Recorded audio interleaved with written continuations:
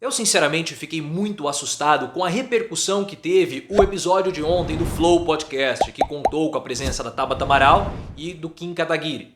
Isso porque um dos apresentadores, o Monark, em uma das discussões com a Tabata Amaral, ele defendeu a possibilidade e a legalidade de nós termos no Brasil um partido político que defendesse as mesmas ideias lá do partido do tio Adolfo na Alemanha. Lembram do alemão, o tio Adolfo, o do bigode? Lembram? Então, ele defendeu a existência de um partido aqui no Brasil com as mesmas ideias. E ele foi além. Ele defendeu, inclusive, o direito das pessoas de se expressarem como sendo pessoas que nasceram em Israel. Não é exatamente esse o termo, mas vocês sabem do que eu estou falando. Aquela palavra começa com J. Eu tenho que tomar muito cuidado com o uso de algumas expressões, porque podem ser enquadradas em discurso depreciativo pela plataforma. Mas vocês sabem do que eu estou falando. E é claro que essas opiniões do Monark são opiniões completamente esdrúxulas, absurdas e imbecis. Mas não me assombrou a opinião do Monark propriamente dita, porque vindo do Monark pode vir qualquer coisa. Mas o que me assustou foi a repercussão que a mídia deu para essa fala do Monark. Me chamou de fato muito a atenção porque Guga Chakra comentou, vários jornais comentaram essa fala dele, artigos comentando também a fala do Monark, e eu fiquei impressionado com o poder que essas pessoas têm de pautar a imprensa, de pautar a mídia com imbecilidades. E eu queria muito comentar esse assunto com você porque também envolve uma fala recente do Eduardo Bolsonaro a respeito das engenheiras por conta do acidente que teve, do desmoronamento que teve em São Paulo, na obra do metrô. Eu quero fazer essa reflexão com vocês, mas antes eu peço o seu like, clique no botão de gostei, ative as notificações. Se você ainda não é um inscrito, se inscreva no canal. E se você ainda não é membro, torne-se membro. Apenas R$ 1,99 por mês, é muito barato. E você vai ter acesso a 2 vídeos adicionais, no mínimo, por semana. Vale muito a pena. E eu fiquei, ao longo de toda essa manhã e início da tarde, vendo essa repercussão, da fala do Monark.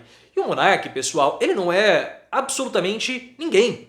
Ele não é um intelectual, ele não é, nem podemos considerá-lo um palpiteiro, porque ele não tem embasamento nas coisas para falar, mas mesmo assim, a opinião dele é uma opinião considerada a ponto de ser motivo de pauta para a imprensa.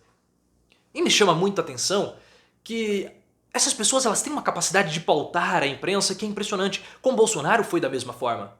Bolsonaro, de 2008 até 2018, ele pautou semanalmente a imprensa, aparecendo no CQC, aparecendo no Super Pop, colocando os assuntos na mídia que eram assuntos para serem discutidos. Primeiro, assuntos completamente esdrúxulos e assuntos que apenas fomentam o surgimento de pessoas que pensam exatamente iguais a eles. Porque Bolsonaro, depois que ele apareceu no CQC, de 2008 até 2014, ele teve um salto de votos que em 2014 ele sai de 100 mil votos para 500 mil votos em 2014. Então a mídia, ela ajuda a ser um meio de comunicação, de transmissão dessas ideias, dessas pessoas que as pautam. E aí que está o grande problema, porque ao repercutir esses assuntos, parece que nós estamos dando voz a essas pessoas, estamos mostrando para as pessoas que pensam igual ao Monark, que pensavam igual ao Bolsonaro, que, olha, você tem representantes dentro da sociedade, você não está sozinho. E foi exatamente isso que aconteceu com o Bolsonaro. A população brasileira que pensava igual ao Bolsonaro era na casa dos 30%, mas eles não tinham ainda um candidato, tanto que estava tudo muito espraiado. Não havia um candidato de extrema direita. Eles eram do Maluf, aí depois migraram para o PSDB, mas não ficava muito encaixado com o PSDB. Mas aí veio o Bolsonaro, com as ideias dele esdrúxulas, as ideias violentas, as ideias agressivas, as ideias preconceituosas. E essas pessoas viram em Bolsonaro justamente aquele que elas poderiam seguir, porque ele era a mesma coisa que eles. Bolsonaro era um espelho desses eleitores, ou um espelho para essas pessoas. E a pautação, entre aspas, da mídia que Bolsonaro fez conseguiu projetá-lo para ser presidente da República e ainda mais ser um líder quase religioso de algumas pessoas. E o Eduardo Bolsonaro, essa semana, com o ataque que ele fez às engenheiras, porque vocês viram que a obra do metrô em São Paulo, uma das obras do metrô, desabou. E o Eduardo Bolsonaro falou que a culpa era porque a empresa que estava fazendo as obras do metrô tinha um programa de diversidade no mercado, diversidade organizacional, e estava contratando mulheres engenheiras, estava priorizando a contratação de engenheiras em detrimento de engenheiros. Então ele quis passar a ideia de que, olhem só, essa empresa ela contrata mulheres ao invés de homens, não atende meritocracia, não contrata os melhores, e por isso que aconteceu o que aconteceu. E com essa fala idiota do Eduardo, ele pautou a imprensa. Acabou saindo em vários lugares, até mesmo aqui no YouTube, eu fiz um vídeo falando sobre isso. E o problema é que quando nós falamos, nós damos voz a essas pessoas. Só que aí tem toda uma grande questão que envolve, né? Como que nós não vamos falar sobre isso? Aí que está. Esse é um dilema que eu discuto desde lá de 2019 a respeito do Bolsonaro, quando ele mandou um repórter calar a boca.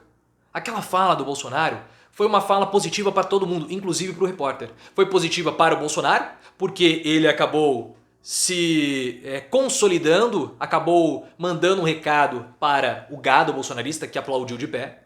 Foi positivo para nós da mídia, porque conseguimos ter uma pauta, um assunto para discutir. E foi positivo também para o repórter, porque o repórter, ao ter sido atacado pelo Bolsonaro, ele conseguiu ser projetado nacionalmente. Então é uma questão muito complicada de lidar com tudo isso. E eu vi um artigo, não sei se foi da Bela Megali, eu não sei de quem foi, se não me engano foi no Globo, falando exatamente sobre isso, do ataque do Flávio Bolsonaro às engenheiras. Porque o Flávio Bolsonaro conseguiu a repercussão que ele queria. Porque ele acabou sendo pauta, ele acabou sendo notícia, e a mensagem dele que ele soltou no Twitter acabou sendo propagada para várias outras pessoas pela imprensa, mesmo que ele estivesse sendo criticado. Eu sinceramente não tenho uma resposta para isso, né? Como que essas pessoas elas conseguem tanto pautar assim as nossas notícias, como que essas pessoas desmioladas, preconceituosas em essência e também perigosas porque propagam ideias destrutivas para a nossa sociedade, conseguem ter tanto espaço assim na mídia. Se você tem uma opinião sobre isso, deixa aqui nos comentários. Era a reflexão que eu gostaria de fazer, porque esse é um assunto que nós já discutimos há muito tempo aqui no canal, né? Não chegamos a uma resposta, já temos mais de 3 anos no canal e não conseguimos chegar a uma resposta satisfatória sobre isso. Mas eu quero saber o seu argumento, né? E é impressionante como que isso acaba reverberando na nossa sociedade, como isso pauta os nossos assuntos, as nossas discussões. Se você gostou do vídeo, clique no botão de gostei, ative as notificações, me siga no Instagram, canal Profiléu, e também no Twitter, @ProfiléuOficial.